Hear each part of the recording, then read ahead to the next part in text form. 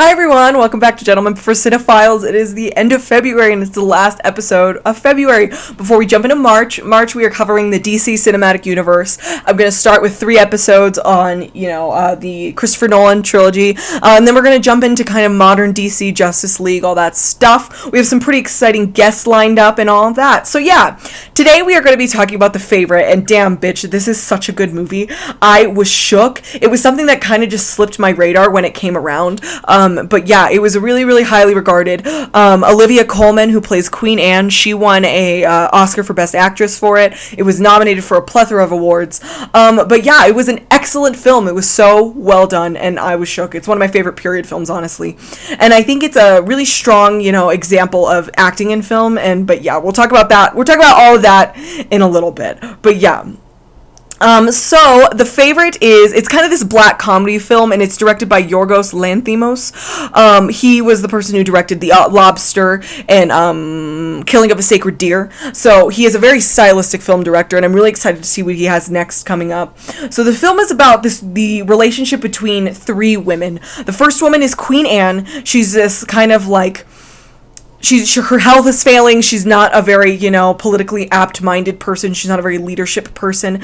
And so, it's Queen Anne in power while England and France are at war. And then there is a additional character, Lady Sarah, who acts as Queen Anne's, assistant / she's the one really running a lot of the country, or at least in the film context. I don't know a lot about the historical accuracy of it, so I'm not going to speak to that, but I'm just talking from the narrative sense. So you have Lady Sarah, who is, not only Queen Anne's secret lover, she's also the one kind of running the country for Queen Anne. So she is seen as a threat by a lot of the people around in the court. So she kind of has a big target on her back. So that's something important to keep in mind. Then Abigail, played by Emma Stone, she is introduced. She is this woman who had her noble standing, taken away from her. So she's a noble who is not, of noble status anymore. And so she starts to work as a maid in the palace, and she comes upon the information that Queen Anne and Lady Sarah are in a secret lesbian relationship. And then Abigail starts to kind of take that as a way to kind of capitalize. And so she starts to pursue Queen Anne in that kind of sexual sense to gain power and to gain her status back. So yeah, you get this whole fuckery of a situation, which is honestly, I'm saying that in the best way possible because it's an excellent film. But yeah, so it's so good. Let's go ahead and jump into it. That's essentially the movie. Abigail, it turns out at the end, Abigail, pulls strings and creates situations in which Lady Sarah is then banished from the country. And then in the very final moments of the film, Queen Anne comes to realize that, and it's so heartbreaking and sad, but gosh darn it, this is such a good movie. So the first big thing I wanted to talk about was the film is a great lesson in acting and visual style. When I'm talking acting perspective, Olivia Colman, the lengths she goes to just give such depth and nuance to her performance to Queen Anne is so good, because playing a monarch like Queen Anne, or how she was presented in the film, it could be really easy to just kind of be like, kooky, oh my god, she was a monarch who wasn't, couldn't handle it, That's kind of a period film trope, but it was really, something I really appreciated about Olivia Colman's performance as Queen Anne was you get a lot of reasoning behind why she's unequipped to deal with the political power that she holds, and that was something I really, really liked. And so that was something that I think really elevated it, and a lot of that not only comes from how the film was written, but a good majority of that comes from how Olivia Colman played Queen Anne. So then moving on to Emma Stone as Abigail. Oh my god, Abigail is just the fucking worst. I hate her so much. But also at the same time, you get a really strong understanding and nuance behind why she's doing the things she's doing. But yeah, Abigail is something else. Then moving on to Rachel Weisz. I think that's, I don't know. She plays Lady Sarah. I really loved her. She was my favorite part of the movie, honestly. It was really interesting because you get this sense that it was fascinating because her relationship to Queen Anne is very interesting in that you have the nuance of they're secret lovers, but you get the sense that they're not just secret lovers because Lady Sarah's trying to gain power, you get this really strong sense that the two women actually care about each other. And that was something that I think added a lot to the film and added a lot to the relationships and the stakes, for sure. Because especially, from Queen Anne's perspective, it feels a lot of the time. It feels a lot like Lady Sarah is the only person she perceives as the only person she has in the world, right? And she's the only person Queen Anne can rely on, and, who's not taking advantage of her, who's not X, Y, and Z. Lady Sarah seems to be taking political control of the country, not only out of love of her country, but also because she cares about Queen Anne, and she understands where Queen Anne is coming from, and understands the circumstances in which Queen Anne can't take fully control of the power she has, So there's a really interesting nuance and relationship between those two women that stems beyond, Lady Sarah's trying to gain power, therefore she's, taking advantage of Queen Anne, which is what you get from Abigail's side of things. So you don't have kind of two women.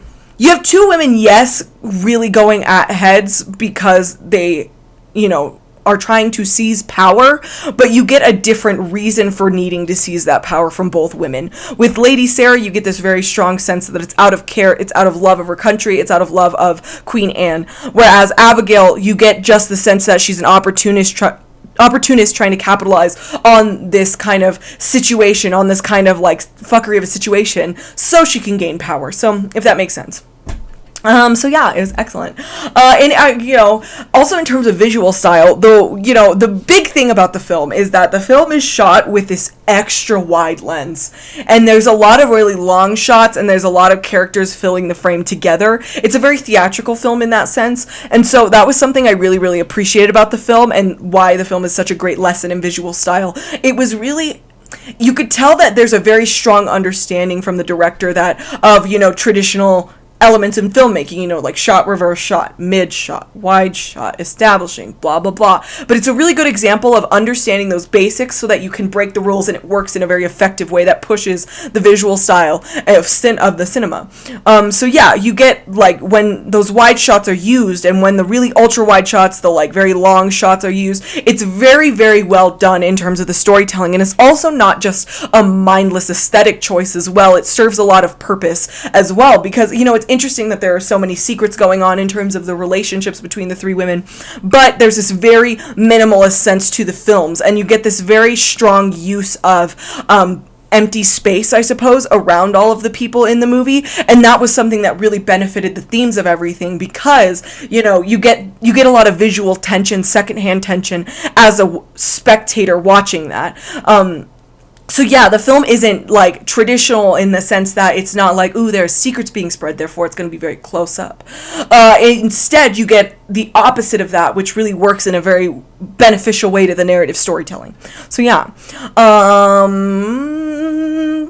Another narrative thing, going back to the narrative core of the film, this whole idea of this triangle of women reflecting, royal hierarchy and how sex is used to seize power was very, very fascinating. But also, the other highlight of the film is the men and how they also relate to these situations and these relationships. It was very, very, very fascinating how the men also played into those same, dynamics of power, feeling like they need to use sex to seize power. That was really, really interesting. And also, that being period accurate with the wigs and the makeup for the men, freaking loved that. But yeah, it's very similar to watching a gangster film in terms of the way the tension is created with all the individuals and all the moving parts of the movie. All the separate characters function and are all so self-serving that it's so stressful to watch as a viewer, because anything could happen at any moment. Like a gangster film, you have a gangster film and the tension is so thick because, at any second, any single person could do whatever, And so it's very interesting to watch that kind of burn out and watch that kind of play out and watch that the candle wick slowly burn, and it was super interesting. And also, the other thing narrative structure wise that I really appreciated, because I think it's something that's very underrated in today's society, is the lesson in Machiavellian politics that you get from Abigail's perspective on things. The whole idea is, it's better to be feared than loved. You have to seize power by force, all of those kinds of things. Read Machiavelli's The Prince if you want an overview on Machiavellian politics. But I really loved how the film created such a nuance, and going into that, I really love when films confront, social contract theory and traditional political structure throughout throughout the core of their movies, because I think nowadays it's very easy to look at politics and like look at it from a surface level and what we see, and make commentary on like, oh, fake news, blah blah blah blah blah blah blah. That's commentary, which is fine. There's a place for that. But I think really diving into the nuance of what that stuff is actually attempting to do and what that stuff seeks to do is really important. And I think from Abigail's side, while you get a very strong period sense of, royal hierarchy and, power structure, that's something that could also apply to how you look at today's world. And so, like, it's very, very interesting how the film creates very strong nuance in terms of that. It's a period film, but it's not period dated in that you can apply it to today. And that's something I really, really loved. Also, power and fetish, that's something that's very, very strongly at the core of the movie. I also appreciated how the sexual relationships between the women were something that was kind of like not shown on screen, because I think it just emphasizes, the power plays that come from that. That was really interesting. And also even, the sex scene that Abigail and her husband share, that was also really, really interesting in terms of fetish and power. It's very, very jarring. It's like her performing sexual acts on him, and she's talking about politics and not even thinking about it, and he's in the moment sexually, and it was really interesting to see that juxtaposition. And so when I say the film is a lesson in power and fetish, I think of those particular sequences, and also how people use the threat of violence in the same moments as they use, the pursuit of sexual gratification as a way to seize power and as a way to get favors from people in the same sentence and veins. And so that's really, really fascinating as well. So yeah. And then also, finally, one of the really strong visual themes that I really appreciate about the movie, there's a lot of them, but I really like how the rabbits functioned, and it has, rabbits as this representation of fertility, and like playing into who Queen Anne is and why Queen Anne struggles with her pursuit of power or struggles with her position in power, but also even how rabbits are kind of at the core of the film in terms of they're kind of this visual signifier that carries through very strongly, and it's something that's very in the background of the movie, and it doesn't even become hyper important until the very final moments of the movie when Abigail hurts one of Anne's rabbits, and Anne's rabbits became a visual symbology, a visual symbol for, all of her deceased children. And so, like, Queen Anne realizing what has happened and the situation that's transpired, and realizing how far in over her head she is, in that moment, and that coming from, the rabbit being hurt, was really, really strong. And it was something that, like, was really, it almost made it heartbreaking in a different kind of sense, because it would be easy for a filmmaker to be like, oh my God, I can't believe you did this, Abigail. Abigail being like, oh, wow, I got you with Lady Sarah. Oh, I sent her away. This was something I orchestrated. And then Queen Anne being like, oh my God, you betrayed me.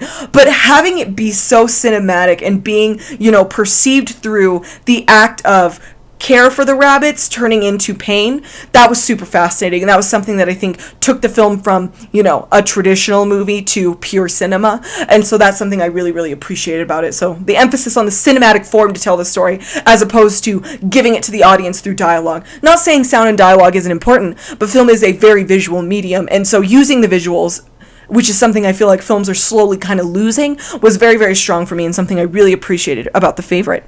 But yeah, so that is The Favorite.